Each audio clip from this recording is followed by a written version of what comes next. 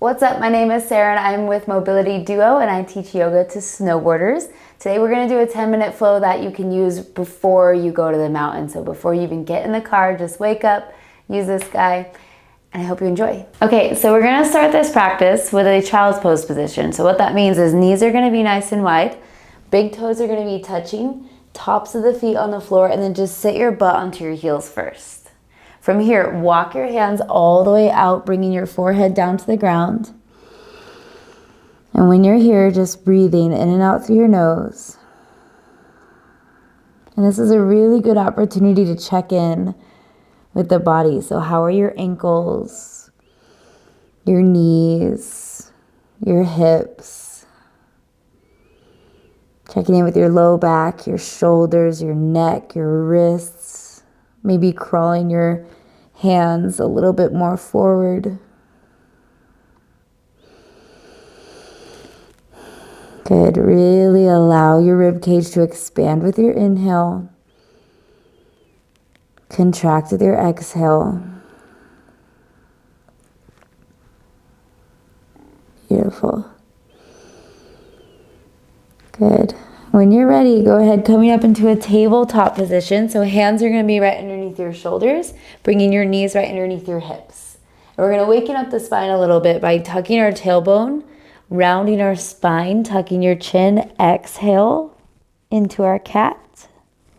And then sticking your butt out, sinking between your shoulders, looking forward, inhale into our cow. And when you do this, try to imagine your spine is like a wave. So it is hips, then spine, then chin, and then hips, spine, and chin. And just close your eyes as you move from one into the other, breathing. The slower you breathe here, the slower you move. Good. Getting that spine ready for everything you're about to do on the mountain.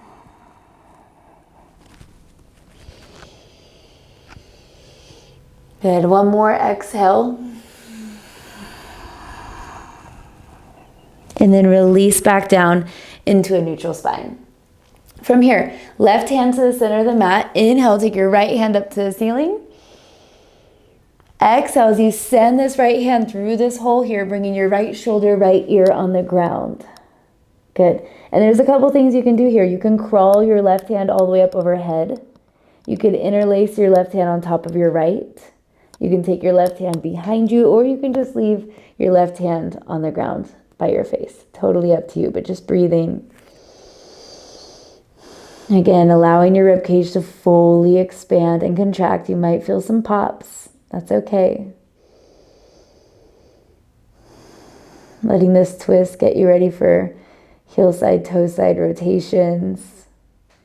Maybe even some hucking, going into 180s, 3s.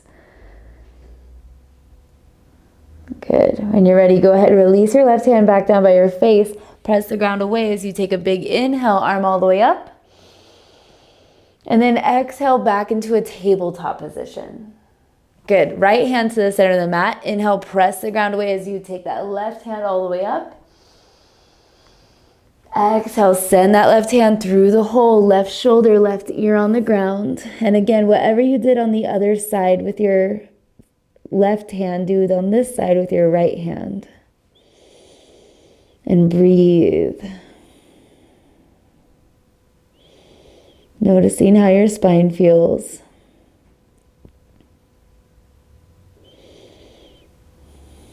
Good. One more breath. Beautiful. When you're ready, go ahead, release your right hand by your face, pressing the ground away as you inhale. Take your left hand all the way back up to the ceiling. Exhale as you take that left hand back to the ground, tabletop position. Good. From here, tuck your toes under. We're going to hover your knees just up off the ground. So we're engaging our core. We're engaging our shoulders. Feeling the warmth happen. And when you're ready, press your hips back over your heels. You might already start to feel a little stretch.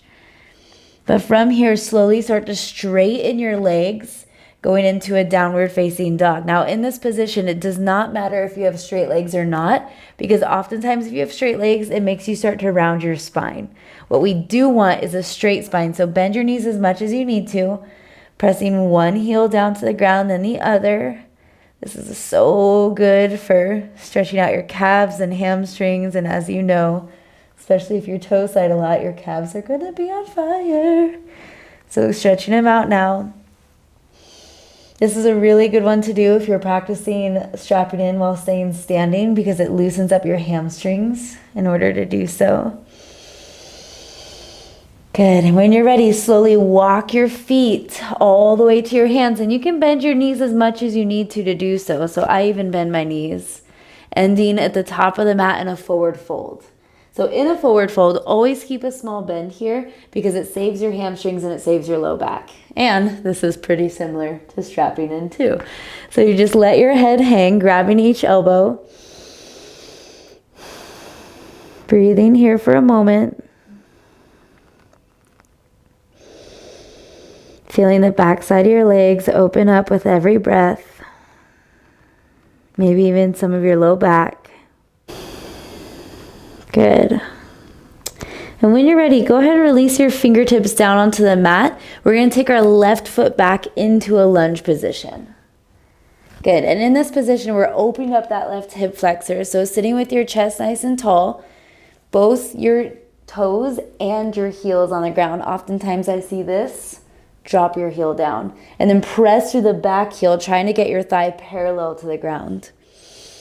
And just breathe here as long as you need to let that hip open up. Good. And when you're ready, drop the back knee down to the ground, placing your hands onto your knee. We're going to push ourselves all the way up, standing over our back knee. And now in this position, there might be a little bit of balance involved. So if you need to hold on to something, you can. Or if you need to put something under your knee for a little bit more cushion, if you feel like you're going to have knee pain, you can have that handy as well. But we're going to use a little bit of hamstring strength, and we're going to bring up that back foot. We're going to grab onto that foot with our hand, bringing that heel to our butt. And if this is not accessible to you at the moment, you can always leave that foot down and instead just tuck your tailbone and take that left arm all the way up overhead and then lean to the right. You get a really good hip flexor stretch. But if it's available to you, it's a really good quad stretch and a little bit of balance practice. So breathing in whichever one. Good. Beautiful. When you're ready, go ahead, slowly release in whichever option you chose. And then we're going to bring our hands all the way back down to the ground, tucking the toes of the back foot and then bringing that knee back up off the ground. From here, stepping forward with that left foot as we take a little bit deeper fold. Beautiful. And when you're ready, fingertips on the ground as we take the right foot back into that lunge position. Good. And same thing here. It's the first time opening up this hip, so just breathe for a moment. Same rules apply, trying to get your thigh parallel to the ground, pressing through the back heel, bending a little deeper into that knee. Good. Beautiful.